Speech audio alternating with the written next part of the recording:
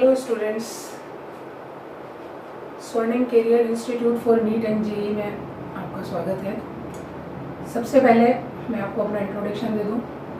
मैं स्वर्णिम career institute की को डायरेक्टर कविता सक्सेना, मैडम कविता सक्सेना मैडम, जिस भी नाम से आप मुझे जनरली सब मैम बोलते हैं, सक्सेना मैम बोलते हैं। मैं आप लोगों को बायोलॉजी पढ़ाऊँगी और बायोलॉजी में भी मोस्टली जो मेरा टॉपिक्स होंगे वो जूलॉजी बेस्ड होंगे। पढ़ाने से पहले सबसे पहले हम कुछ थोड़ी सी बातचीत कर लें। आज हम यहाँ पर अपनी पहली क्लास है, आप लोगों के लिए भी बिल्कुल नया है, सब कुछ नया। मेनली मैं दो तरीके के बच्चों को यहाँ पर से बात करूँगी। मैं एक तो जो बच्चे 10th पास आउट करके 11th फाउंडेशन में एंट्री ले रहे हैं, दूसरा यहाँ पर वो बच्चे जो 12th पास आउट करके 12th उन्होंने बेसिक कोर्स से पास आउट किया, देन आफ्टर अब वो नीट की प्रिपरेशन के लिए इंस्टीट्यूट को ज्वाइन कर रहे हैं। दोनों ही बच्चों के लिए कॉन्सेप्ट जो है उसको समझना बहुत ज़रूरी है। नीट की प्रिपरेशन क्या है, नीट की प्रिपरेशन कैसे करनी है, नीट क्या है, बायोलॉजी का कितना वेटेज है नीट के अंदर, ये सारी बातें हम लोग पहले थोड़ा सा डिस्कस कर लें। देखिए, अपन बहुत ही मज़ेदार जो सब्जेक्ट है उसको पढ़ने वाले हैं। आगे की क्लासेस में हमको बहुत इंटरेस्ट आने वाला है, क्योंकि बायोलॉजी अपने आप में एक बहुत ही इंटरेस्टिंग सब्जेक्ट है। 10th से जो बच्चे 11th में आए हैं उन बच्चों का वेलकम न्यू वर्ल्ड में, क्योंकि आप लोगों ने अपने फ्यूचर के लिए जो अपना करियर सेलेक्ट किया है वो करियर एज ए डॉक्टर आप लोगों ने सेलेक्ट किया है। जो फ्यूचर आप बनाने जा रहे हैं, जिस फ्यूचर के लिए अब आप हार्ड वर्क करने जा रहे हैं, वो आपका फ्यूचर है डॉक्टर का। बहुत ही ग्लैमरस जॉब है, शानदार जॉब है, बहुत ही सर्विस वाला जॉब है। ऐसा जॉब है जिसमें काम करके बड़ा मज़ा आता है, क्योंकि पूरा जो प्रोफेशन है वो सेवा और सेवा के लिए समर्पित है। वहाँ तक पहुँचने के लिए हम लोगों की जो स्टेप्स है, आपने पहली स्टेप के ऊपर कदम रख दिया है। बायोलॉजी ही पढ़नी होती है। डॉक्टर बनने के बाद, मेडिकल प्रोफेशन में एंट्री के बाद, नीट सेलेक्ट होने के बाद में आपको मैक्सिमम बायोलॉजी पढ़नी है, और बायोलॉजी के साथ में बाकी सब्जेक्ट केमिस्ट्री है या आपकी अटैच होनी है, देन कुछ थोड़ा बहुत फिजिक्स, इंस्ट्रूमेंट्स वगैरह के बारे में। मीन्स मेन जो हमको पढ़ना है वो है बायोलॉजी। 12th से जो टारगेट के बच्चे हैं वो लोग बायोलॉजी पढ़ करके आए हैं, उन्होंने बायोलॉजी को ढंग से पढ़ा है, अच्छे से पढ़ा है, वो जानते हैं बायोलॉजी के बारे में। लेकिन अब उनको क्या चीज़ जाननी है, उनको ये जानना है कि इस बायोलॉजी को नीट की प्रिपरेशन के लिए, नीट क्रैक करने के लिए हमको किस तरीके से पढ़ना है।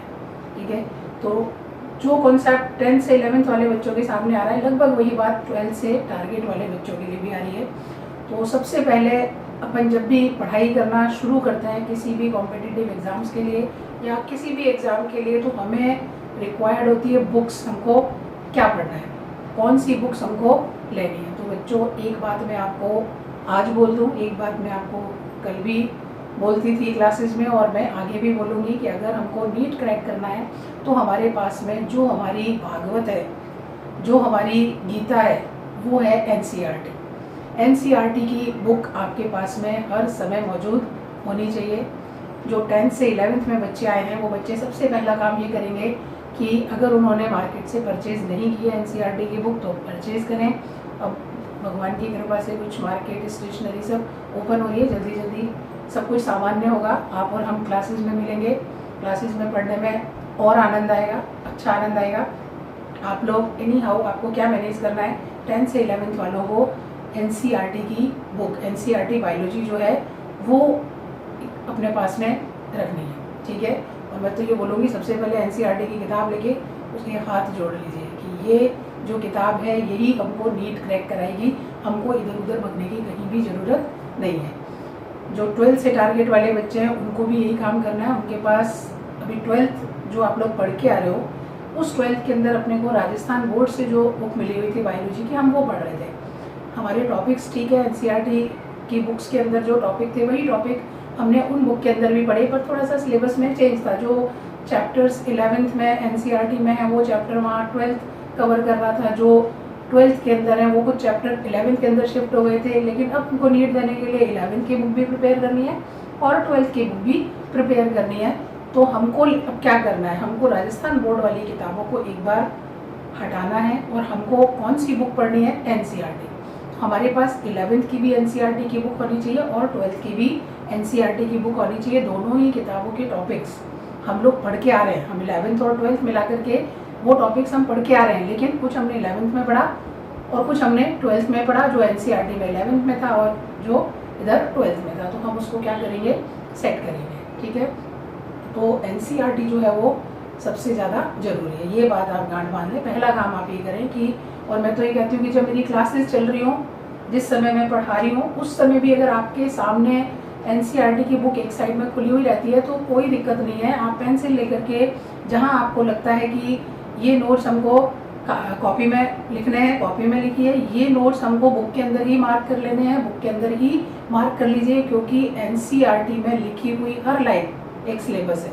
अगर एक लाइन, एक स्टेटमेंट भी वहाँ पर लिखा हुआ है तो वो सिलेबस है और हमको उसके बारे में आगे पीछे पूरी जानकारी होनी चाहिए। उसका एक एक डायग्राम, एनसीईआरटी का एक एक डायग्राम और डायग्राम के नीचे दिया हुआ line and labelling, everything, her cheese important है। हमको एक एक वर्ड उसका ढंग से समझ करके पढ़ना है, मीन्स हमको एनसीईआरटी जो है वो ढंग से पढ़नी है। फिर हमारे पास में अगला क्वेश्चन आता है कि हम एनसीईआरटी बुक्स तो ले लेंगे, बुक्स लेने के बाद हम पढ़ना शुरू कर देंगे, लेकिन नीट के अंदर जो क्वेश्चंस आते हैं, मैक्सिमम जो क्वेश्चन आते हैं वो बायोलॉजी के अंदर से आते हैं। 90 क्वेश्चन जो आएंगे वो बायोलॉजी में आएंगे, 45 आपको बॉटनी में से और 45 आपको जूलॉजी में से मिलते हैं। और इसके अंदर आपको 11th और 12th दोनों के क्वेश्चन जो होते हैं वो आपको कवर करने होते हैं। तो जो 90 क्वेश्चंस आपको करने, उन क्वेश्चंस की प्रैक्टिस हम लोगों को कैसे करनी है, उन क्वेश्चन की प्रैक्टिस हम कहाँ से करें, ठीक है। सबसे पहले आप लोग एनसीईआरटी की बुक लाइन टू लाइन पढ़ेंगे। हमारे लेक्चर जो है वो हर चीज़ को इलेबोरेट करते चलेंगे, इंटरेस्टिंग बनाते चलेंगे, फैक्ट्स आपको देते चलेंगे, नोट्स आपको देते चलेंगे और क्वेश्चन कहाँ से अराइज होते हैं ये सब आपको बताते हुए चलेंगे। अब आपको प्रैक्टिस कहाँ से करनी है, ठीक है। प्रैक्टिस करने के लिए बहुत सारी बुक्स मार्केट में मिलती हैं, क्योंकि क्वेश्चन बैंक्स तरह तरीके की मार्केट में आती हैं। सब अपने अपने हिसाब से प्रेफर करते हैं कि किसको कौन सी बुक पढ़नी है, किसको किस में क्वेश्चंस कहाँ से करने हैं। मैं भी आप लोगों को राय दे देती हूँ कि आप अच्छी बुक्स जो 1-2-4 हम लोग कंसीडर करते हैं या हम लोगों को पसंद आती है, उसमें डॉक्टर अली की बुक है, बहुत अच्छा एनसीईआरटी को कवर करती है। क्वेश्चन बैंक के नाम पर आप डॉक्टर अली परचेज कर सकते हो। इसके अलावा एनसीईआरटी की ही एमटीसी फिंगर टिप्स आती है, उसमें भी बहुत अच्छे क्वेश्चंस रहते हैं, वहाँ से भी आप क्वेश्चंस जो है वो सॉल्व कर सकते हो। बाकी आपकी खुद की इच्छा है, बहुत हमको भगना नहीं है, बहुत सारी बुक्स के ऊपर हमको भगना नहीं है। हमको कुछ बुक्स सेलेक्ट करनी है और उन बुक्स को सेलेक्ट करके हमने टॉपिक डिस्कस किया, हमने टॉपिक समझा, समझने के बाद हमने उसको मेमोराइज किया, याद किया, देन हमने क्वेश्चंस सॉल्व किए और क्वेश्चन सॉल्व करके हमने अपने आप को जज किया कि हमने टॉपिक को कितना ग्रैस्प किया है, कितना मेमोराइज किया है। बिकॉज बायोलॉजी समझने वाला है, समझने के बाद में हमको उसको मेमोराइज करना होता है, तो हमारी मेमोरी में कितना हमने फीड कर लिया, ये सब हम क्वेश्चन सॉल्व करके देखेंगे। सेम थिंग टारगेट के बच्चे भी इसी तरीके से।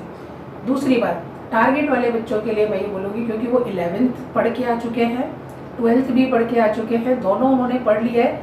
अब उनको 11th और 12th को अभी उन्होंने बोर्ड के पॉइंट ऑफ व्यू से पढ़ी थी, अब वो नीट के पॉइंट ऑफ व्यू से पढ़ेंगे। नीट के पॉइंट ऑफ व्यू से पढ़ने के साथ साथ पढ़ाई में हमको थोड़ा सा स्पीड जो है वो भी रखनी है।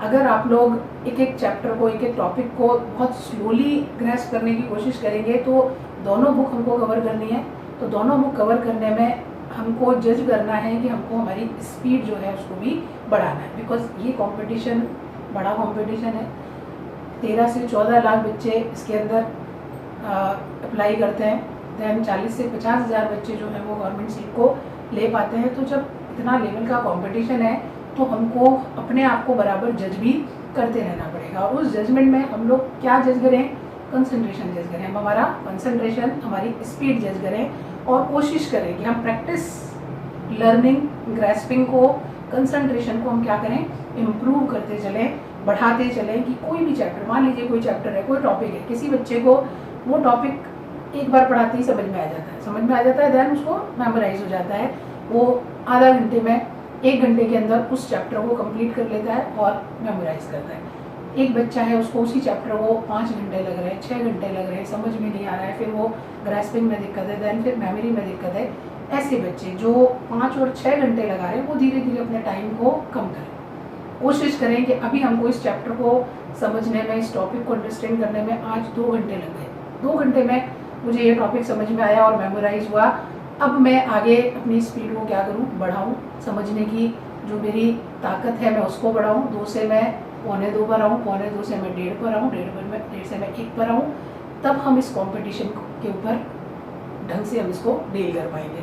तो ये सारी चीज़ें आप लोगों को प्रैक्टिस में, ये सारी चीज़ें आप लोगों को सीखनी है पढ़ने के लिए, क्योंकि इतना बड़ा कंपटीशन हम देने जा रहे हैं। तो निश्चित रूप से सिवाय मछली की आँख के अलावा हमको और कुछ दिखाई नहीं देना चाहिए। और अगर मछली की आँख के अलावा आप लोगों को कुछ और दिखाई दे रहा है तो मान के चलिए कि हम फिर सक्सेस नहीं हो पाएंगे। तो सबसे पहली चीज़ कि हमको अर्जुन बनना पड़ेगा, और अर्जुन बन कर के हमको सिर्फ और सिर्फ क्या देखना पड़ेगा, हमको सिर्फ मछली की आँख मीन्स मीट जो है वो कैसे क्रैक करना है, उसके क्या ट्रिक्स हैं, उसके क्या किस तरीके की वर्किंग है, क्या स्ट्रेटेजी है, हमको केवल इसी पर ही वर्क करना पड़ेगा। आप अपने आप को जज करते चलिए कि क्या मुझे और जो बाहर की दुनिया है वो मुझे अफेक्ट करती है, क्या मेरा मन करता है कि मैं सोशल मीडिया जो है उसको थोड़ी देर एंटरटेन करूं, क्या मेरा मन करता है कि मैं मूवीज़ देखूं, क्या मेरा मन करता है कि मैं थोड़ा सा अपना टाइम जो है अदर एक्टिविटीज़ के अंदर स्पेंड करूं। अगर ऐसी आपकी इच्छा करती है तो आपको अपना कंसंट्रेशन जो है वो और बढ़ाना पड़ेगा। आपको कोशिश करनी पड़ेगी, अपना टाइम मैनेजमेंट इस तरीके से बढ़ाना पड़ेगा कि आपको मैक्सिमम टाइम स्टडी के लिए देना पड़ेगा। देखिए, ये एक ऐसा कंपटीशन है जिसमें हार्ड वर्क तो चाहिए ही चाहिए, साथ ही जो मैनेजमेंट ऑफ टाइम है वो भी बहुत ज़रूरी है। हार्ड वर्क तो चाहिए ही, क्योंकि हमारे को 11th का कोर्स भी करना है, हमको 12th का कोर्स भी करना है, और ये चीज़ कोई इम्पॉसिबल नहीं है। सिर्फ हमको टाइम मैनेजमेंट करना है, हमको अपना इंटरेस्ट जो है वो अपने सब्जेक्ट के अंदर पूरे तरीके से डाल देना है। अपना जो ड्रीम है उस ड्रीम को अपने को, उसके लिए जो स्टेप्स हैं उन स्टेप्स को अपने को ईमानदारी से फॉलो करना है। तो कुछ भी मुश्किल नहीं है, बहुत मज़ेदार है ये पढ़ाई, बहुत मज़ेदार है। इस पढ़ाई को पढ़ते पढ़ते कब इस कदर जुनून आ जाता है कि सिलेक्शन नहीं, हम लोग रैंक की बातें करने लग जाते हैं। सिलेक्शन तो बहुत छोटी बात हो जाती है। केवल अपने को क्या करना है, टाइम मैनेजमेंट जो है वो प्रॉपर रखना है। इतना सारा अगर हमारे पास ये सिलेबस है, इसको हम मैनेज करके पढ़ेंगे, इसको हम अगर सिस्टम से पढ़ेंगे तो हमको सक्सेस मिलेगी। क्योंकि सक्सेस ये कोई ऐसी चीज़ तो है नहीं कि हम कर नहीं सकते। हमें ये सब्जेक्ट पढ़ना है, हमको इसमें इंटरेस्ट क्रिएट करना है। देन अब हमको कैसे ये पढ़ाई करनी है, हमको कैसे ये टॉपिक्स जो है उनको डिवाइड करना है, कैसे हम लोगों को बायोलॉजी पढ़नी है, कितनी हमको फिजिक्स पढ़नी है, कितनी हमको केमिस्ट्री पढ़नी है। तो देखिए, अब मान के चलिए कि अगर हम नीट एग्ज़ाम क्रैक करने जा रहे हैं तो हमको 8 से 10 घंटे तो पढ़ना ही पड़ेगा। मान के चलिए कि 8 से 10 घंटे पढ़ना पड़ेगा, क्योंकि हमारा जो कोर्स है वो कवर नहीं होगा, हमारे जो नोट्स हैं वो प्रिपेयर नहीं हो पाएंगे, हम प्रैक्टिस नहीं कर पाएंगे। तो हमको इन सब चीज़ों के लिए ये टाइम हमें पता नहीं चलेगा। जब हम इसमें घुसेंगे तो हमें 8 से 10 घंटे हमें पता ही नहीं चलेंगे कि कब पूरे हो जाते हैं, और हम अपनी चीज़ों को मैनेज करने में हमको इतना टाइम लग ही जाता है। तो बायोलॉजी एक ऐसा सब्जेक्ट है जो आपको बहुत अच्छे मार्क्स दिलाएगा। बायोलॉजी 360 आउट ऑफ 360 भी आपको दिला सकता है। बायोलॉजी का जो वेटेज है इसके अंदर वो सबसे ज़्यादा 90 क्वेश्चंस आपको मिल रहे हैं। आपको 360 मार्क्स जो है वो बायोलॉजी से आपको उठाने हैं। तो हमारी कोशिश ये रहनी चाहिए कि हम मैक्सिमम मार्क्स जो है वो बायोलॉजी से कवर कर लें, ठीक है। लेकिन फिर मैं बीइंग अ बायोलॉजी टीचर, मैं बायोलॉजी टीचर हूँ, मेरा सब्जेक्ट है, लेकिन मैं फिर भी आपको ये नहीं बोलूँगी कि आप सारे दिन बायोलॉजी ही पढ़ें। फिजिक्स और केमिस्ट्री के बिना हम नीट कैसे सेलेक्ट करेंगे? फिजिक्स और केमिस्ट्री के बिना हम नीट क्रैक नहीं कर सकते। हाँ, बायोलॉजी का वेटेज बहुत ज़्यादा है, लेकिन हमें फिजिक्स और केमिस्ट्री को भी अगर हम 360 आउट ऑफ 360 ले भी आए तो भी हमारा सिलेक्शन नहीं होगा। बाकी के नंबर, बाकी के मार्क्स हमको कौन देगा? फिजिक्स और केमिस्ट्री। लेकिन बायोलॉजी को पढ़ने के लिए हमको क्या करना है, क्योंकि 90 क्वेश्चंस हमको देगा, इसलिए हमको कोशिश करनी है। और बायोलॉजी में हम ला भी सकते हैं। बायोलॉजी एक ऐसा सब्जेक्ट है जिसमें हम जब अंदर जाकर के स्टडी करना शुरू करेंगे तो हमको मज़ा आएगा और हमको लगने लगेगा कि हाँ, यहाँ पर हम मैक्सिमम मार्क्स ले सकते हैं, ठीक है। तो लगभग 3 से 4 घंटे मैं बोलूँगी कि आप बायोलॉजी को दीजिए, और बाकी के 5-6 घंटे जो आपके बचते हैं वो आप फिज़िक्स और केमिस्ट्री को भी उसी हिसाब से अपने को फिज़िक्स और केमिस्ट्री को भी टाइम देना है, ठीक है। तो ये सारी जानकारी लगभग मैंने आपको नीट के बारे में दी, पढ़ाई के बारे में दी। अब आप लोगों ने 10th से 11th वालों ने जो फील्ड चुना है, जो आप लोगों ने सब्जेक्ट चुना है, आप लोगों के लिए। बेशक ये सब्जेक्ट नया है, बिल्कुल नया है, तो हम फंडामेंटल से बात करना शुरू करेंगे। मैं आपको बताऊंगी कि आप लोगों ने बायोलॉजी जब सब्जेक्ट चुना है, बायोलॉजी मीन्स है life science. Life science means हम अब लिविंग डिस्कस करेंगे। हम जो भी डिस्कस करेंगे बायोलॉजी के अंदर, जहाँ बायो वर्ड आ गया वहाँ लाइफ वर्ड आ गया, ठीक है। बायोलॉजी अभी तक आप लोग 10th के अंदर भी बायोलॉजी पढ़ के आते थे, लेकिन 10th में आपकी साइंस की एक बुक हुआ करती थी, और उस साइंस की एक बुक में ही फिजिक्स, केमिस्ट्री और बायोलॉजी तीनों के टॉपिक्स इंक्लूडेड रहते थे। पढ़ा दिया जाता था आपको, फिजिक्स का चैप्टर पढ़ा दिया, केमिस्ट्री का पढ़ा दिया, कभी बायोलॉजी का पढ़ा दिया। अब सबसे पहला काम, क्योंकि आप बायोलॉजी स्ट्रीम में अंदर जा रहे हैं, आपने सब्जेक्ट चूज़ किया है, आपने साइंस चूज़ किया है, साइंस में भी आपने बायोलॉजी चूज़ की है क्योंकि आप डॉक्टर बनना चाहते हैं, आप मेडिकल में जाना चाहते हैं, इसलिए आपने बायोलॉजी सब्जेक्ट को चूज़ किया है। तो हमको बायोलॉजी के साथ में फिजिक्स और केमिस्ट्री जो है वो हमको 3 सब्जेक्ट मिला करके अब स्टडी करना है। अब आपके पास 3 सब्जेक्ट होंगे यहाँ पे जो आपको पूरी ताकत के साथ में पढ़ने हैं, फिजिक्स, केमिस्ट्री और बायोलॉजी, ठीक है। फिजिक्स और केमिस्ट्री का इंट्रोडक्शन आपको फिजिक्स और केमिस्ट्री वाले जो सर हैं वो आपको अच्छे से देंगे, वो आपको बताएंगे, फिजिक्स केमिस्ट्री पढ़ने की स्ट्रेटेजी भी आपको बताएंगे। मैं बायोलॉजी के बारे में आपसे डिस्कस करूँगी। बायोलॉजी को भी हम 2 पार्ट में डिवाइड करके पढ़ते हैं। एक पार्ट होता है बॉटनी, एक पार्ट होता है जूलॉजी। बॉटनी के अंदर हम क्या पढ़ते हैं? बॉटनी में हम पढ़ते हैं ट्रीज़ के बारे में, ठीक है, प्लांट्स के बारे में। हम बॉटनी में किसके बारे में पढ़ेंगे? प्लांट्स के बारे में पढ़ेंगे। और जूलॉजी में हम पढ़ते हैं एनिमल्स के बारे में, ठीक है। तो जब बॉटनी के सर आपको आकर के पढ़ाएंगे तो वो आपसे बातें करेंगे प्लांट्स की, मैक्सिमम वो आपसे प्लांट्स के बारे में जो कुछ भी आपको पढ़ाएंगे वो सब प्लांट्स के अंदर पढ़ाएंगे। और जब जूलॉजी का टीचर आपसे आकर के बात करेगा तो वो एनिमल्स के बारे में पढ़ाएगा, ठीक है। मैंने आपको फर्स्ट स्टार्टिंग में बोला कि मैं आपको जूलॉजी के टॉपिक कवर करूँगी, मैं आपके साथ में जूलॉजी के टॉपिक्स डिस्कस करूँगी। और जो आपकी 11th बायोलॉजी की बुक है, 11th बायोलॉजी की बुक अब हम शुरू करेंगे। और शुरू करेंगे तो हम कौन से टॉपिक्स शुरू कर रहे हैं यहाँ पर? हम शुरू करेंगे, मैं जब जूलॉजी शुरू करूँगी तो मैं आपको एनिमल से रिलेटेड जो भी टॉपिक्स हैं वो पढ़ाऊँगी, ठीक है। तो अब आपको ये समझ में आ गया कि बायोलॉजी क्या है। और बायोलॉजी की 2 बुक, एक बॉटनी और दूसरी जूलॉजी। बॉटनी वाले आकर के प्लांट्स के बारे में आपको बताएंगे, जूलॉजी के अंदर हम एनिमल डिस्कशन करेंगे, ठीक है। आज बहुत लंबी चौड़ी क्लास हम नहीं लेंगे, मैं आज आपसे बेसिक पर ही बात करूँगी। हम शुरू करेंगे जूलॉजी के अंदर। जब आप 11th की NCERT बुक खोलेंगे तो खोलने के बाद में आपको एक पूरा का पूरा टॉपिक मिलेगा, जाकर के एक पूरा चैप्टर मिलेगा जिसका नाम है ह्यूमन फिजियोलॉजी, ठीक है। पूरा चैप्टर आपको मिलेगा ह्यूमन फिजियोलॉजी। तो अब हम जो जूलॉजी पढ़ रहे हैं उसमें भी मैं एनिमल्स ना पढ़ा करके मैं आपसे, और जो दूसरे सर आपके टॉपिक्स लेंगे वो एनिमल्स में कुछ और टॉपिक्स ले सकते हैं, लेकिन मैं जो आपका टॉपिक लूँगी वो पूरा किस पर लूँगी? ह्यूमन के ऊपर। ह्यूमन मीन्स हम लोग, ठीक है।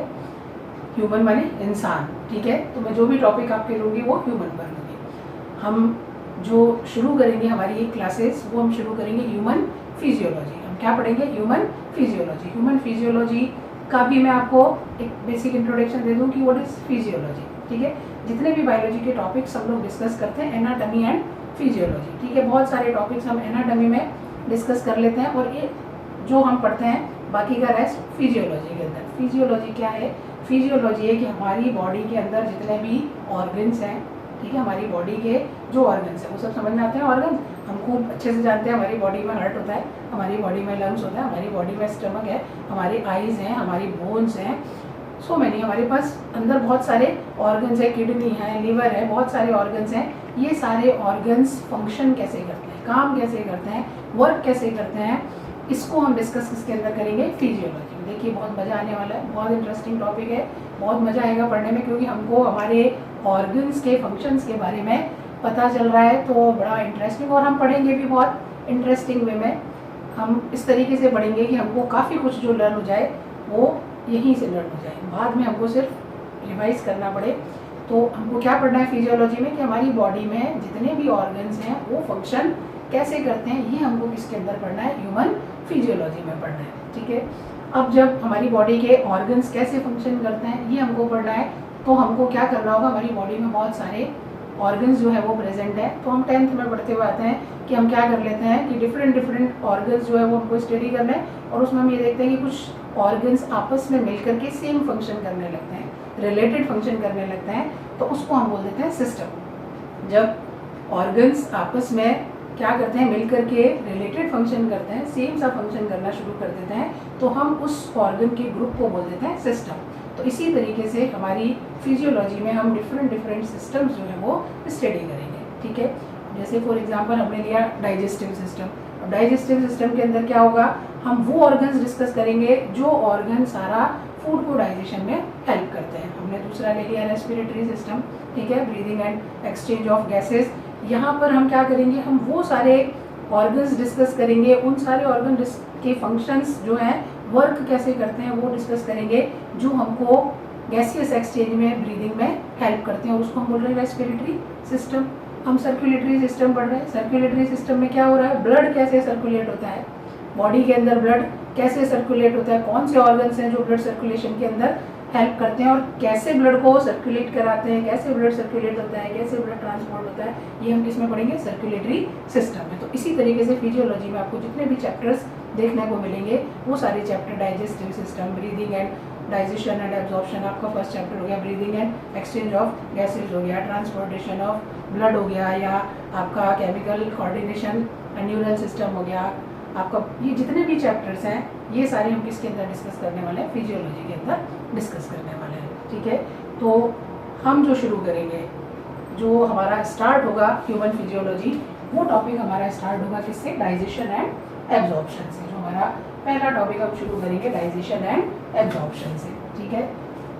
All 11th students and target students, ठीक है। आप टारगेट वाले बच्चे 11th और 12th में सब कुछ पढ़ करके आए हुए हैं।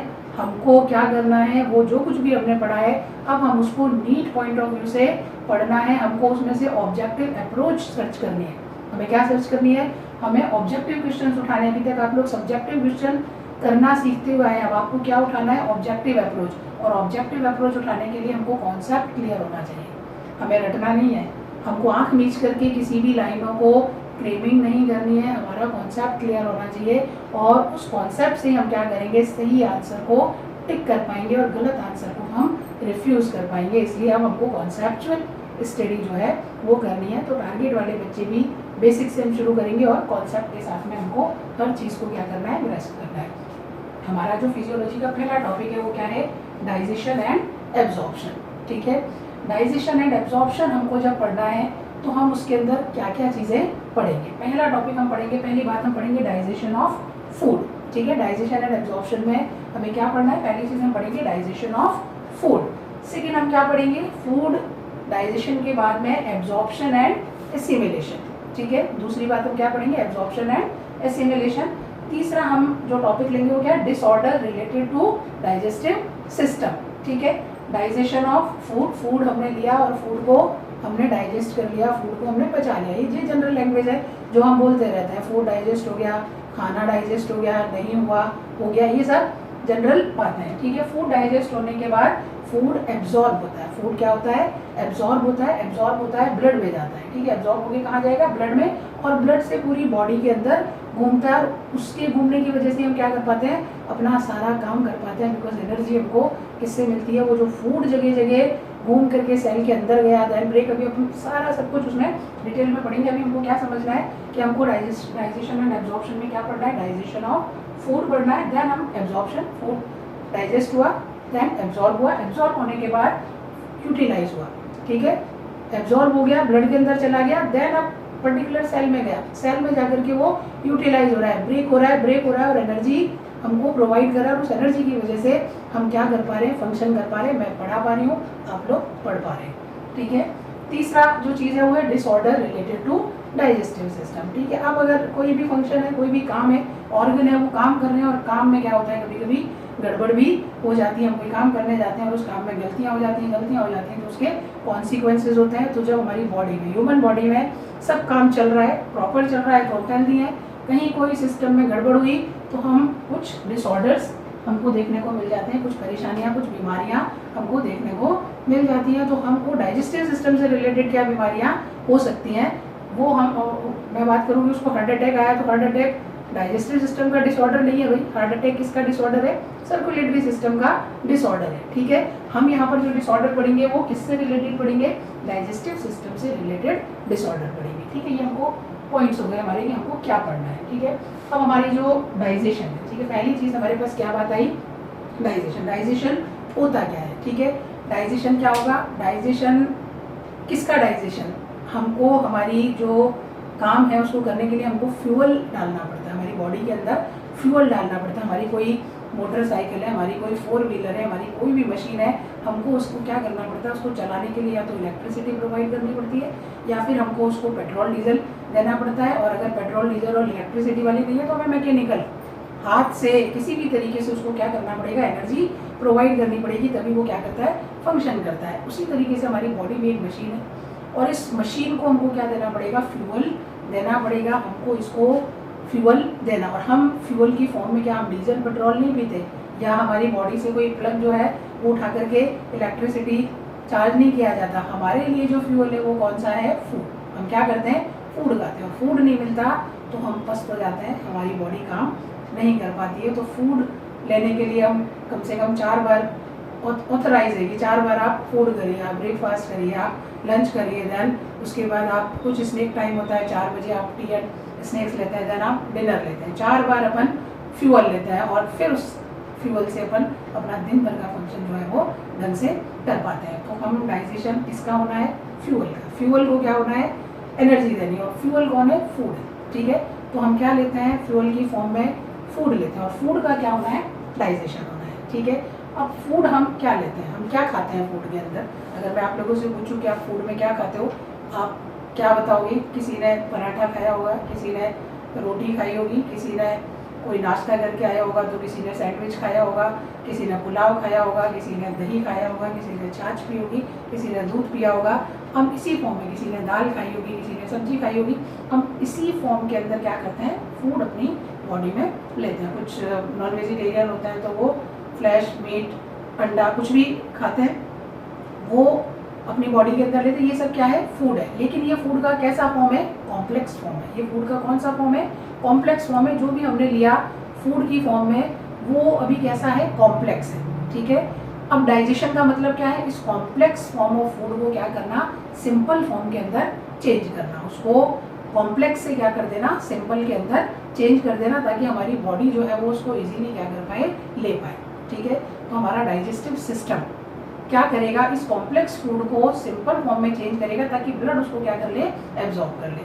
अब आप फूड के अंदर अगर हम देखें कि हम फूड में क्या खाते हैं, तो हमने जो नाम लिया वो सारे नाम हमने देख लिए, लेकिन इन नामों को अगर हम साइंटिफिक पॉइंट ऑफ व्यू से डिस्कस करें, साइंटिफिक पॉइंट ऑफ व्यू से हम देखें कि हम ये नहीं बोलेंगे हमने रोटी खाई। अगर आपने रोटी खाई तो मैंने आपसे पूछा आपने क्या खाया, आपने बोला मैं आज दाल और रोटी खा करके आया हूँ, ठीक है, और मैंने उस रोटी के ऊपर घी भी लगाया था, ठीक है। आपने मुझे ये बताया कि मैंने ये खाया। मैं बायोलॉजी की लैंग्वेज में, मैं साइंस की लैंग्वेज में आपको क्या बोलूँगी कि आपने आज कार्बोहाइड्रेट खाया है, आपने आज प्रोटीन खाया है, आपने आज फैट खाया है, ठीक है। आपने रोटी खाई, रोटी किसकी बनी हुई थी, रोटी गेहूँ की बनी हुई होगी या किसी और ग्रेन की बनी हुई होगी। सभी ग्रेन में हमको मोस्टली स्टार्च, कार्बोहाइड्रेट जो है वो मिलता है, यानी रोटी में हमने क्या लिया, कार्बोहाइड्रेट। आपने बोला मैंने दाल खाई, हमको पता है जितनी भी पल्सेज हैं उनमें सब में प्रोटीन प्रेजेंट होता है, तो हमने क्या खाया, प्रोटीन खाया। और आपने बोला रोटी पे घी भी लगा हुआ था, तो आपने घी, लिपिड, फैट, आपने क्या खाया, फैट खाया, ठीक है। मीन्स हमने आज फूड में कार्बोहाइड्रेट लिया, हमने फूड में आज प्रोटीन लिया, हमने फूड में आज क्या लिया, फैट भी लिया। एक बच्चे ने बोला मैंने आज सब्जी भी खाई थी, ठीक है, सब्जी खाई थी, तो सब्जी के अंदर हमको क्या मिल जाएंगे, सब्जी के अंदर हमको विटामिन भी मिल जाएंगे, हमको मिनरल्स भी मिल जाएंगे। मीन्स हमने मिनरल्स भी खाए, हमने विटामिन भी खाए। फिर किसी ने बोला कि मैंने आज जो था वो दूध भी पिया था, ठीक है, दूध पिया था, तो दूध के अंदर भी हमको क्या मिला, विटामिन भी मिल गए, हमको मिनरल्स भी मिल गए, हमको प्रोटीन भी मिल गई, दूध में हमको कार्बोहाइड्रेट भी मिल गया। मीन्स हमने हमारा जो कंप्लीट फूड बना, उस कंप्लीट फूड के जो हमने इंग्रेडिएंट्स देखे उसके अंदर हम ये कह सकते हैं कि हमने कार्बोहाइड्रेट खाया, हमने प्रोटीन लिया, हमने फैट लिया, हमने विटामिन्स लिए और हमने मिनरल्स लिए, हमने मिनरल्स लिए। मीन्स हमारा जो कंप्लीट फूड है, कंप्लीट फूड हमारा किससे मिलकर के बना है, हमारे कंप्लीट फूड में कार्बोहाइड्रेट, प्रोटीन, फैट, विटामिन और मिनरल्स, ये 5 चीज़ें हम किसी ना किसी फॉर्म में बॉडी के अंदर लेते हैं। लेकिन ये सारी चीज़ें, कार्बोहाइड्रेट है तो वो कॉम्प्लेक्स फॉर्म के अंदर है, प्रोटीन है तो वो कॉम्प्लेक्स फॉर्म के अंदर है, फैट है तो कॉम्प्लेक्स है, विटामिन एंड मिनरल्स जो है वो अपने सिंपल फॉर्म के अंदर रहेंगे। ठीक है, वो फैट सॉल्युबल है, विटामिन या वाटर सॉल्युबल है, हम फर्दर उसको डिस्कस कर लेंगे। ठीक है, तो हमारे फूड के जो इंग्रेडिएंट्स हम क्या लेते हैं, हम फूड में ये लेते हैं और ये कॉम्प्लेक्स है, इसको हमारा डाइजेस्टिव सिस्टम क्या करता है, सिंपलर फॉर्म में चेंज कर देता है। फॉर एग्जाम्पल हमने कार्बोहाइड्रेट लिया था और कार्बोहाइड्रेट हमने स्टार्च फॉर्म में लिया, इस स्टार्च को हमारे students welcome in Swarnim career institute online classes biology, और हम डिस्कस कर रहे हैं ह्यूमन फिजियोलॉजी, और ह्यूमन फिजियोलॉजी में भी हम डिस्कस कर रहे हैं डाइजेशन एंड एब्जॉर्प्शन। ठीक है, डाइजेशन एंड एब्जॉर्प्शन के बारे में अब तक जो कुछ हमने डिस्कस किया था, हमने डेफिनेशन डाइजेशन की डिस्कस की थी, जिसमें हमने लिखा था कि जो फूड है वो कॉम्प्लेक्स फॉर्म में बॉडी में इनटेक किया जाता है, देन आफ्टर डाइजेशन होकर के वो फूड जो है उनको सिंपलेस्ट फॉर्म में ब्रेक किया जाता है, और सिंपलेस्ट फॉर्म में ब्रेक होने के बाद उनका एब्जॉर्प्शन होता है। तो कुछ हमने प्रीवियस क्लास में हमने जो देखा था वो क्या देखा था कि डाइजेशन एंड एब्जॉर्प्शन में हमको क्या पढ़ना था, डाइजेस्टिव सिस्टम के बारे में पढ़ना था, देन आफ्टर हमको डाइजेशन ऑफ फूड के बारे में पढ़ना है, देन एब्जॉर्प्शन एंड एसिमिलेशन के बारे में पढ़ना है, और फिर हमको कुछ रिलेटेड डिसऑर्डर डिस्कस करने हैं। ठीक है, तो हम अब शुरू करेंगे डाइजेशन के लिए, इस प्रोसेस के लिए कुछ स्टेप्स, क्या स्टेप्स हमको देखनी है कि डाइजेशन स्टडी करने के लिए क्या स्टेप्स हैं। तो सबसे पहली स्टेप्स हमारे सामने क्या आती है, इंजेशन। सबसे पहले क्या होता है हमारी बॉडी के अंदर, हम फूड को क्या करते हैं, इनटेक करते हैं, फूड को हम इनसाइड लेते हैं। और हम अगर ह्यूमन की बात कर रहे हैं तो हम ह्यूमन फिजियोलॉजी कर रहे हैं, तो हम जो इंडिकेशन दे रहे हैं बराबर दे रहे हैं कि हम क्या करते हैं। ठीक है, तो हम फूड को क्या करेंगे, intake of food, taking in of food, खाने को हम क्या करते हैं भाई, हाथ से उठाते हैं और खाते हैं। ठीक है, सेकेंड, जब फूड अंदर गया तो हमारी दूसरी जो हमारा काम होता है फूड का, वो क्या हो जाता है, डाइजेशन। वो फूड जो है वो ब्रेक होना शुरू होगा, और ब्रेक होकर के देन वो सिंपलेस्ट फॉर्म में चेंज होगा। देन इसके बाद तीसरा स्टेप है एब्जॉर्प्शन, जैसा कि हमने उसमें पढ़ा था कि एब्जॉर्प्शन के अंदर क्या होगा, फूड सिंपलेस्ट फॉर्म में चेंज होगा और ब्लड उसको क्या करेगा, एब्जॉर्ब करेगा, देन ट्रांसपोर्ट करेगा फूड को। फोर्थ है assimilation. Assimilation means utilization of food. हमने जो भी फूड जिस भी फॉर्म में लिया, कॉम्प्लेक्स फॉर्म को सिंपलेस्ट फॉर्म में चेंज किया गया, और वो सिंपलेस्ट फॉर्म फिर ब्लड ने एब्जॉर्ब की, और अब वो सेल के पास में जा रही है, और सेल उसका क्या कर रहा है, यूटिलाइज कर रहा है, और उस फूड से हमको क्या दे रहा है, एनर्जी दे रहा है। ठीक है, देन सारा काम होने के बाद जो वेस्ट फूड है, ठीक है, जो काम का था वो बॉडी ने एब्जॉर्ब कर लिया, लेकिन जो वेस्ट था उस वेस्ट पार्ट को बॉडी से बाहर निकाल देना, वो क्या कहलाता है, इजेशन। तो ये हमारी कुछ स्टेप्स हैं जो डाइजेशन प्रोसेस को क्लियर करती हैं, ingestion, digestion, absorption, assimilation and egestion. ठीक है, तो हम इन स्टेप्स को अब आगे स्टडी करेंगे। इन स्टेप्स को स्टडी करने के लिए हमको क्या करना पड़ेगा, हमको डाइजेस्टिव सिस्टम को समझना पड़ेगा। डाइजेस्टिव सिस्टम जैसा हम लोग 9th 10th छोटी क्लासेस में पढ़कर आए हुए हैं कि सिस्टम किससे बनता है, ग्रुप ऑफ ऑर्गन से। जब ऑर्गन्स मिलकर के सिमिलर फंक्शन करते हैं, डिफरेंट ऑर्गन्स मिलकर के जब सिमिलर फंक्शन करने लग जाते हैं तो हम उसको बोलते हैं सिस्टम। तो यहाँ पर ये सारे ऑर्गन्स मिलकर के क्या कर रहे हैं, फंक्शन कर रहे हैं, किसके लिए काम कर रहे हैं, फूड को डाइजेस्ट करने के लिए काम कर रहे हैं। तो यहाँ हम जो स्टडी कर रहे हैं उसके अंदर हम डाइजेस्टिव सिस्टम, और डाइजेस्टिव सिस्टम में हम ये ऑर्गन्स जो हैं वो हम क्या करेंगे, समझेंगे। इन ऑर्गन्स को हम देखेंगे कि किस तरीके से फूड इन ऑर्गन के थ्रू हमारी बॉडी में डाइजेस्ट होगा, एब्जॉर्ब होगा।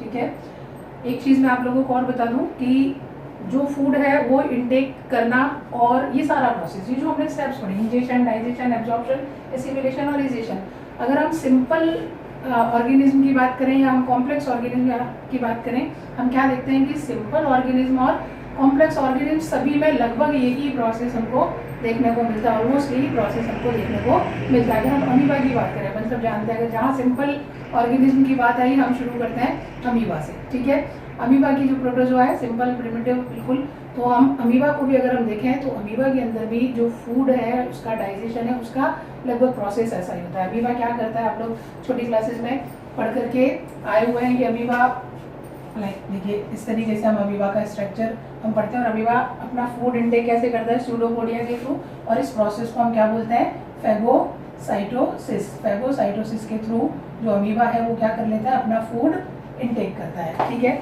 फूड इनटेक करने के बाद में वो क्या करेगा, ये जो फूड वैक्यूल है, ये फूड वैक्यूल लाइसोसोम से जाकर के बाइंड होगी और लाइसोसोम क्या करेगा, उसके अंदर जो फूड है उसको डाइजेस्ट करेगा, ब्रेक करेगा। लाइसोसोम के पास एंजाइम्स हैं, वो उसको ब्रेक कर देगा। ब्रेक करने के बाद जो यूजफुल है वो एब्जॉर्ब हो जाएगा बॉडी के अंदर और यूटिलाइज हो जाएगा, एसिमिलेशन हो जाएगा। और जो फूड वेस्ट है वो फूड क्या कर दिया जाएगा, एक्सोसाइटोसिस के थ्रू, एक्सोसाइटोसिस के थ्रू क्या कर दिया जाएगा, बॉडी से बाहर निकाल दिया जाएगा। तो हमने एक सिंपल ऑर्गेनिज्म देखा, हमने अमीबा के अंदर देखा, और यही चीज़ हमको ऑलमोस्ट इसके अंदर मिल रही है, कॉम्प्लेक्स ऑर्गेनिज्म के अंदर मिल रही है। हम ह्यूमन की बात कर रहे हैं, हमारे पास भी हमको यही सिस्टम समझ में आ रहा है कि इनटेक किया फूड, देन ऑर्गन में गया, देन वही डाइजेशन हुआ, देन फूड क्या हो गया, बाहर निकल गया, डाइजेशन हो गया फूड का। ठीक है, एक तरीका और, एक बात और है कि दो तरीके का हम देखते हैं डाइजेशन। एक तो होता है two way digestion, two way digestion, और एक होता है वन वे डाइजेशन।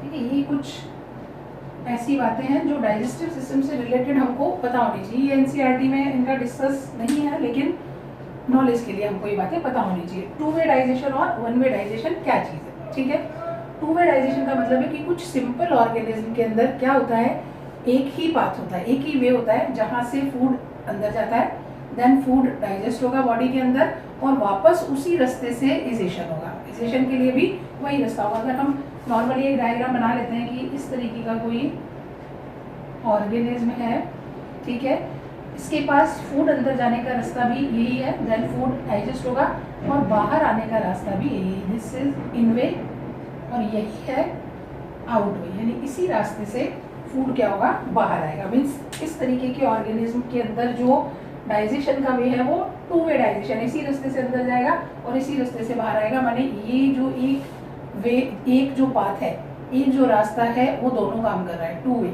ठीक है, दोनों काम वही कर रहा है, तो हम इसको बोलेंगे टू वे डाइजेशन। ठीक है, जो simple organism, in simple organism हम यहाँ पर लिख लें, इन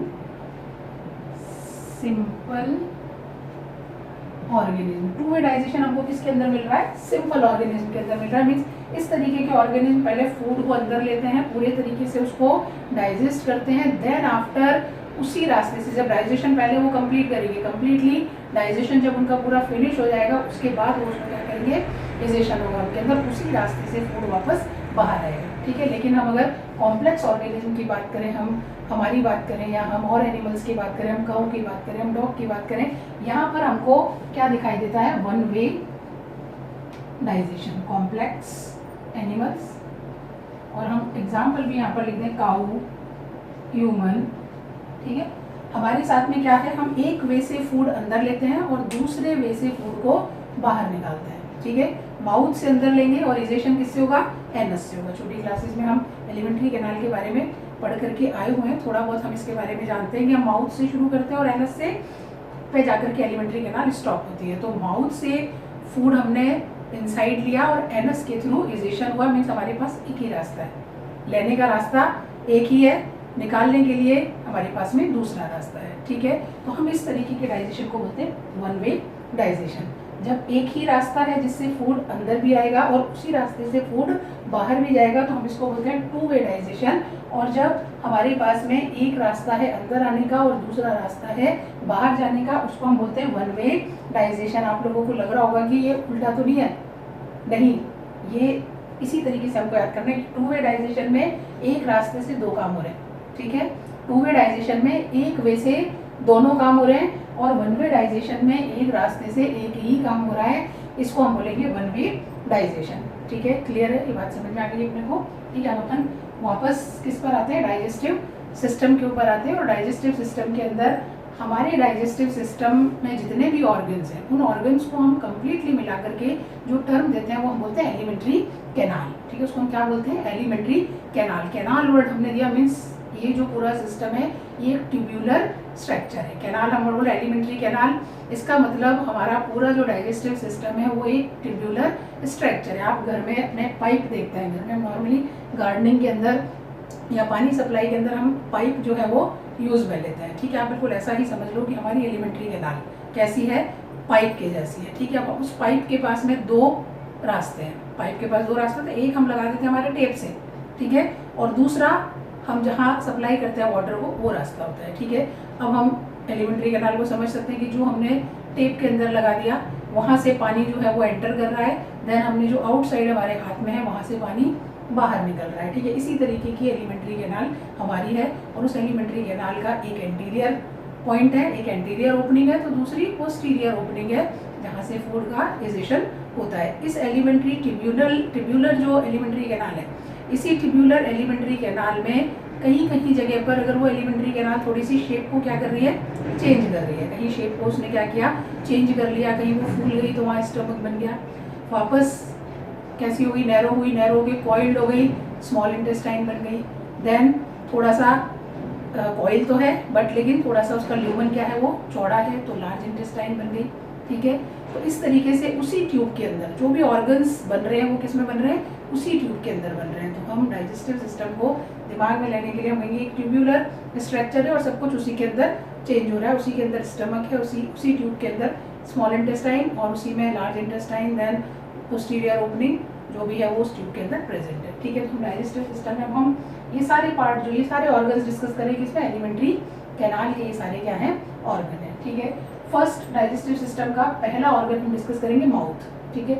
अपन ह्यूमन फिजियोलॉजी डिस्कस कर रहे हैं, ह्यूमन में हम देख रहे हैं तो अपने आप को देखते चलो, ठीक है, अपने आप को फील करते चलो कि हम हमारे अंदर सब कुछ पढ़ रहे हैं। तो ह्यूमन डाइजेस्टिव सिस्टम के अंदर जो एंटीरियर ओपनिंग है वो एंटीरियर ओपनिंग क्या है, माउथ है। हमको पता है कि फूड हाथ में लेते ही हम कहाँ डालेंगे, मुंह के अंदर डालेंगे, हमारे माउथ में डालेंगे, माउथ एंटीरियर ओपनिंग, और ये गार्डेड है, ये जो पोर है हमारा, ठीक है, ये जो रास्ता है हमारा ये गार्डेड है लिप्स के थ्रू, टू लिप्स से ये क्या है, गार्ड है। First opening mouth. सेकेंड, अब हम माउथ के अंदर हम खुद ही फील कर लें कि माउथ के अंदर हमको एक कैविटी सी दिखाई देगी, हमको एक गुफा जैसी दिखाई देगी अंदर, मुंह खोलते ही इतना बड़ा हमको क्या दिखाई देता है, एक पूरी जगह दिखाई देती है। इस जगह को हम क्या बोलते हैं, बकल कैविटी, ठीक है। मुंह ओपन किया और मुंह ओपन करते ही जो सारा स्पेस बन रहा है उस स्पेस को हम क्या बोल रहे हैं, बकल कैविटी, क्लियर। माउथ के बाद बकल कैविटी। अब इस बकल कैविटी में आपको इमेजिन करिए, आप देखिए कि इस बकल कैविटी में आपको कुछ स्ट्रक्चर्स दिखाई देते हैं क्या, कुछ स्ट्रक्चर आपको समझ में आते हैं। आप अपनी टंग को घुमा फिरा करके देखेंगे तो आपको उस बकल कैविटी में हमको क्या क्या स्ट्रक्चर दिखाई दे रहा है, हमको टीथ दिखाई दे रहे हैं, ठीक है। हमको क्या दिखाई दे रहा है, टीथ दिखाई दे रहे हैं। देन हमको पैलेट, अपनी टंग को ऊपर लगा करके देखिए आपको रूफ नजर आएगी, ठीक है, उसको हम क्या बोलते हैं, पैलेट। तो हमको टीथ दिखाई दे रहे हैं, हमको पैलेट दिखाई दे रहा है, हमको टंग, क्योंकि मैं बोली आपको रही हूँ कि टंग को घुमाइए, मीन्स टंग कहाँ प्रेजेंट है, बकल कैविटी में। तो बकल कैविटी में ही हम किसको डिस्कस करेंगे, टंग को डिस्कस करेंगे। देन आफ्टर हमेशा मुंह के अंदर कुछ गीलापन हमारे रहता है, स्पिटिंग जो है कई बार हम लोग करते हैं, कोई अच्छी मिठाई देख करके मुंह में गीला गीला हो जाता है, और नॉर्मल भी एवरी टाइम हमारा जो बकल कैविटी है, हमारा जो माउथ है, हम कहते हैं उसके अंदर एक पानी आया हुआ रहता है, दैट वाटर इज सलाइवा। ये क्या है, सलाइवा, बहुत इंपॉर्टेंट वाटर है, ये बहुत काम का वाटर है। और कितना सलाइवा हम लोग दिन भर के अंदर 6 to 7 लीटर सलाइवा हम दिन भर में प्रोड्यूस करते रहते हैं। सोचिए इतना सा मुंह और इसके अंदर कितने लीटर हम सलाइवा जो है वो दिन भर प्रोड्यूस करते रहते हैं। और ये अगर सूख गया, सलाइवा अंदर खत्म हो गया, तो ना फूड हमको डाइजेस्ट होगा, ना फूड हमें समझ में आएगा, और इवन लाइफ जो है वो खतरे में पड़ जाती है। तो सलाइवरी, और कई बार डर लगता है तो सूख भी जाता है। जब कभी डर लगता है तो हम कहते हैं मुंह सूख गया। मुंह सूख गया मतलब एकदम से न्यूरोलॉजिकल, ये सब आगे बढ़ेंगे हम लोग, उसके अंदर हम बताएंगे कि अंदर से सलाइवा कम सीक्रेट होने लग जाता है, और कम सीक्रेट होने लगता है तो मुंह एकदम सूख जाता है, मुंह से वर्ड्स जो है वो नहीं निकल पाते। मीन्स हम क्या फील कर रहे हैं, सलाइवा। और ये सलाइवा कहाँ से आ रहा है, सलाइवरी ग्लैंड से आ रहा है। तो बकल कैविटी में हम क्या क्या डिस्कस करेंगे, हम टीथ के बारे में पढ़ेंगे, हम पैलेट के बारे में जानेंगे, हम टंग के बारे में जानेंगे, और हम सलाइवरी ग्लैंड्स के बारे में जानेंगे, जो कि क्या सीक्रेट करती है, सलाइवा बकल कैविटी में सीक्रेट करती है। इससे आगे, बकल कैविटी से आगे हमारे पास तीसरा आता है फेरिंग्स। फेरिंग्स कोई ऑर्गन नहीं है, ठीक है, फेरिंग्स कोई ऑर्गन नहीं, फेरिंग्स ओनली स्पेस है। फेरिंग्स क्या है, स्पेस है, ठीक है। अब आप फिर फील करिए कि अपनी जो नोस्ट्रिल है, नोस्ट्रिल में हम पीछे की तरफ जा रहे हैं, और पीछे जाकर के हम जो हमारी नोस्ट्रिल है इनको हम बोलते हैं एक्सटर्नल नेयर्स, ठीक है। पीछे जाकर के ये ओपन होते हैं, फिर हमारे पीछे वाले थ्रॉट जो है उससे ऊपर के एरिया में वहाँ वो जिस ओपनिंग से ओपन होते हैं उनको बोलते हैं इंटरनल लेयर्स। ठीक है, ये पूरा नेजल चैम्बर है और इस नेजल चैम्बर की पोस्टीरियर ओपनिंग किससे है, इंटरनल लेयर से, और बाहर वाली ओपनिंग किससे है, एक्सटर्नल लेयर से। ठीक है, अब ये जहाँ इंटरनल लेयर खुले वहाँ पर कुछ एक स्पेस बना। ठीक है, बकल कैविटी पीछे की तरफ जहाँ पर ओपन हो रही है वहाँ पर भी एक स्पेस है। ठीक है, ओनली स्पेस है। ठीक है, और बकल कैविटी के नीचे जो स्पेस बना उसके नीचे फिर हम आगे जाते हैं तो पीछे हमारा रेस्पिरेटरी सिस्टम है, ट्रेकिया वहाँ पर प्रेजेंट है, और आगे की तरफ ये फेरिंग्स, ये स्पेस जो है वो किसमें ओपन होगा, ट्यूब लाइक स्ट्रक्चर ईसोफेगस। तो अभी हम बिल्कुल डायग्राम बनाएंगे, हम एक एक चीज़ क्लियर होगी, हम एक एक स्ट्रक्चर को क्लियर करेंगे और आप बिल्कुल क्लियर इमेजिन करेंगे कि फेरिंग्स है क्या। तो आप फेरिंग्स केवल एक स्पेस है, ठीक है, कोई ऑर्गन नहीं, स्पेस है। नाक की तरफ नोज साइड जो ओपन हुई नेजोफेरिंग्स। ठीक है, बकल कैविटी ओपन हुई ओरोफेरिंग्स, और यही बकल कैविटी ओरोफेरिंग्स जो है जब ईसोफेगस में जाने से पहले लेरिंग्स जो में ओपन हुई, हम उतने एरिया को बोलते हैं लेरिंजोफेरिंग्स। तो जब हम डायग्राम बनाएंगे हम बिल्कुल क्लियर करेंगे कि फेरिंग्स क्या चीज़ है। ठीक है, तो समझ में आया अपने को। तीसरा हमारा जो पार्ट है वो कोई ऑर्गन ना होकर के स्पेस है जिसको हम बोलते हैं फेरिंग्स। फेरिंग्स के बाद जो अगली हमारा ऑर्गन आएगा, जो अगला ट्यूबुलर स्ट्रक्चर आता है वो होता है ईसोफेगस। अब फूड कहाँ आ रहा है, ईसोफेगस के अंदर आ रहा है। आफ्टर ईसोफेगस पाउच लाइक हमारे पास स्टमक है। स्टमक सब जानते हैं, स्टमक पेट हमारा स्टमक। ठीक है, तो फूड स्टमक में आएगा, देन स्टमक के अंदर हमको कई सारी गैस्ट्रिक ग्लैंड्स जो है वो पढ़ने को मिलेंगे। हम देखेंगे कि ग्लैंड्स के सीक्रेशन है, एंजाइम है, और फूड क्या हो रहा है, डाइजेस्ट हो रहा है। सिक्स्थ हमारा स्टमक देन ओपन होगा स्मॉल इंटेस्टाइन के अंदर। कॉइल्ड स्ट्रक्चर है, बहुत हाईली कॉइल्ड स्ट्रक्चर है, बहुत लंबी हमारे पास में कॉइल्ड स्ट्रक्चर है स्मॉल इंटेस्टाइन। और स्मॉल इंटेस्टाइन के पार्ट्स जो हैं डियोडिनम, जेजुनम, इलियम, हम अभी आगे क्या करेंगे, डिस्कस करेंगे। देन स्मॉल इंटेस्टाइन आगे बढ़ेगी किसमें, लार्ज इंटेस्टाइन के अंदर। लार्ज इंटेस्टाइन में कोलन है, ascending colon, transverse colon, descending colon, sigmoid colon, आगे हम डिस्कस करेंगे। ठीक है, appendix, breathing. Then large intestine आगे किस में ओपन होगी, एनस के अंदर ओपन होगी, और एनस जो है वो एक्सटीरियर ओपनिंग है। एनस के थ्रू जो अनडाइजेस्टेड फूड है, जो वेस्ट फूड है, वो क्या होगा, उसका डाइजेशन हो जाएगा। ठीक है, तो ये हमने डाइजेस्टिव सिस्टम के अंदर हमने क्या चीज़ देखी, हमने सारे ये ऑर्गन्स देखे, और ये ऑर्गन्स हमने डिस्कस, हम धीरे धीरे एक एक ऑर्गन को उठा करके हम क्या करेंगे, डिस्कस करेंगे, और थ्रू डायग्राम हम एक एक पहले तो डाइजेस्टिव सिस्टम के ऑर्गन्स डिस्कस करेंगे, देन आफ्टर हम फिर मैकेनिज्म देखेंगे, डाइजेशन देखेंगे। ठीक है, अब हम डिस्कस करेंगे फर्स्ट माउथ।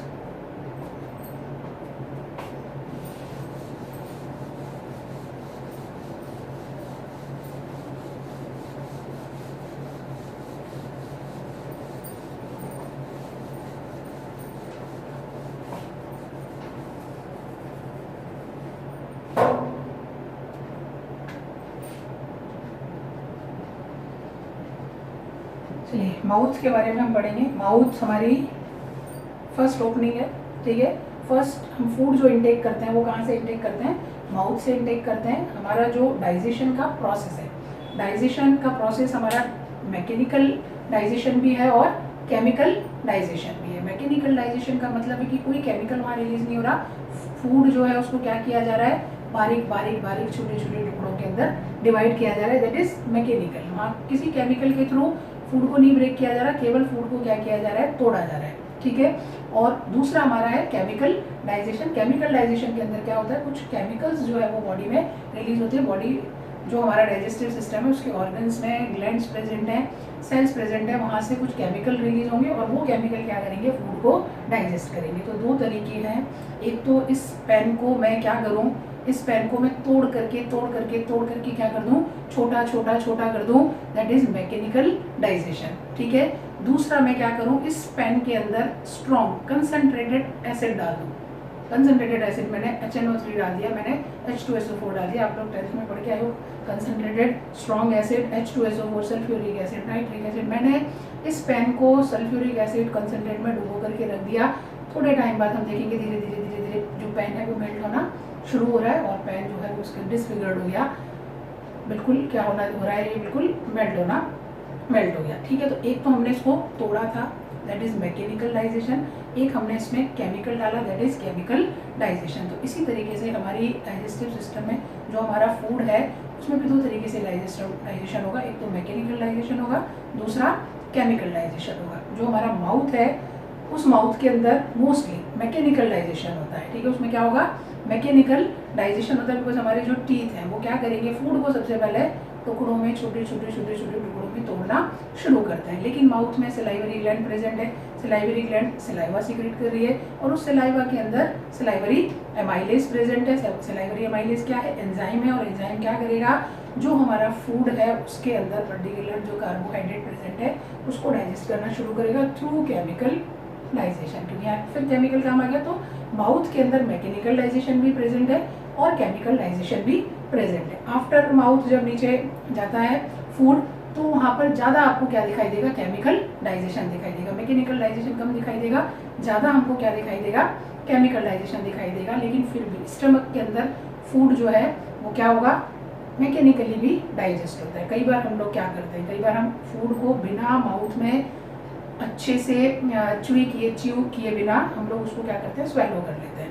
हमारे बड़े जो है वो हमसे बोलते भी हैं कि फूड को हमको क्या करना चाहिए, अच्छे से चबा के खाओ, बोलते अच्छे से चबा के खाओ, यानी मैकेनिकल डाइजेशन कंप्लीट करके दो ताकि आपके स्टमक को ज़्यादा प्रेशर नहीं आए। लेकिन हम हड़बड़ी में कई बार क्या कर लेते हैं, बिना च्यू किए फूड को स्वेलो कर लेते हैं। तो अब हमारा स्टमक है उसको क्या करना पड़ता है, पहले उस फूड को छोटा भी करना पड़ता है। और उसके लिए जो स्टमक है उसकी जो मसल्स हैं वो क्या करेंगी, कॉन्ट्रैक्शन रिलैक्सेशन मूवमेंट करके और पहले उस फूड को वो छोटा करती हैं।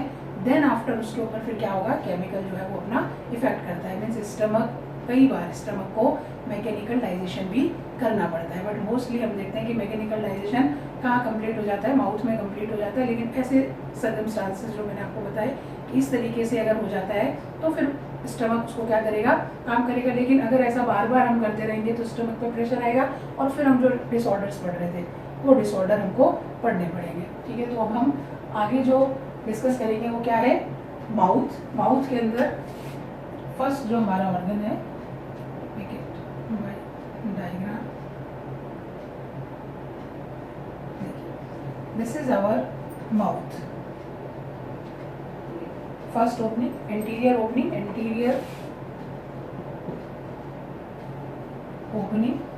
ठीक है। माउथ गार्डेड है किससे, लिप्स के थ्रू। तो हमारा माउथ है वो लिप्स से गार्डेड है। यहाँ पर हमको क्या दिखाई दे, हालांकि ये डाइजेशन में इंक्लूडेड नहीं, लेकिन फिर भी हम इसको देखेंगे कि ये ऊपर वाला क्या है, नॉस्ट्रिल्स, ठीक है। नॉस्ट्रिल से ये नेजल चैम्बर, ठीक है। नेजल चैम्बर के बाद हम क्या देखते हैं कि जो हम टंग है उसको टच करते हैं ऊपर की तरफ, तो हमको एक हार्ड सा पार्ट नजर आता है जिसको हम बोलते हैं पैलेट, ठीक है। एक हार्ड पार्ट हमको नजर आता है जिसको हम बोलते हैं पैलेट। और ये ऊपर की तरफ और नीचे की तरफ हमको यहाँ पर क्या दिखाई दे रहा है, टंग। नीचे हमारी क्या है, टंग, ठीक है। लोअर साइड टंग और अपर साइड पैलेट। जो लिप्स और लिप्स के जस्ट लिप्स के पीछे क्या चीज़ प्रेजेंट है, टीथ। आप अगर अपनी टंग को इंटीरियर साइड लिप्स के जस्ट पीछे रखें तो क्या है, टीथ है। मीन्स फर्स्ट हमारे जो टीथ और लिप्स, इसके बीच की जो जगह है, यहाँ पर आपके पास मैं टीथ बनाती हूँ, ठीक है। ये लिप्स और ये टीथ के बीच की जो जगह है, इस जगह को हम बोलते हैं वेस्टिब्यूल। ये जगह क्या कहलाएगी, वेस्टिब्यूल। लिप्स और लिप्स के जस्ट पीछे वाली जगह टीथ से आगे जो स्पेस हमको, ये हम घुमाते हैं, दिस इज वेस्टिब्यूल। ये क्या है, वेस्टिब्यूल है। यहाँ पर हमको ऊपर की तरफ क्या दिखाई दे रहा है, पैलेट, और नीचे क्या है, टंग है। तो पैलेट क्या है, roof of the buccal cavity, ठीक है। और floor of the buccal cavity, tongue. Floor of the buccal cavity क्या है, टंग। यहाँ पर फिर अगेन नीचे हमको जॉ, समझ में आ रहा है, नीचे क्या है हमारा, जॉ है, और जॉ पर टीथ जो है वो प्रेजेंट है। This is teeth, can write here, this is nasal chamber. देखिए नेजल चैम्बर सेपरेट है पैलेट से। हम भी अगर हमारा भी स्ट्रक्चर देखें तो नेजल चैम्बर सेपरेट है किससे, पैलेट से। अब हम ये जो पैलेट देखते हैं, ये पैलेट टू पार्ट्स के अंदर डिवाइड है, एंटीरियर पैलेट और posterior palate. When it is divided into two parts,